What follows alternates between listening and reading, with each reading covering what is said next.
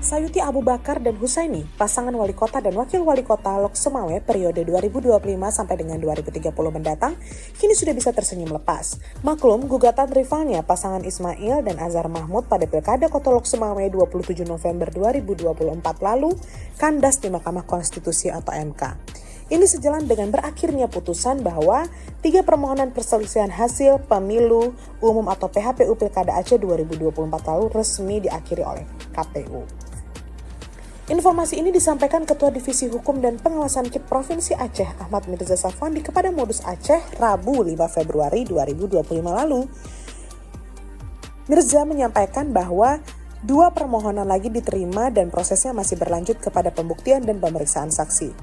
Berdasarkan putusan MK yang kami terima, ada 3 permohonan PHPU Pilkada 2024 dari sejumlah kabupaten kota di Aceh ditolak atau dismissal. Sedangkan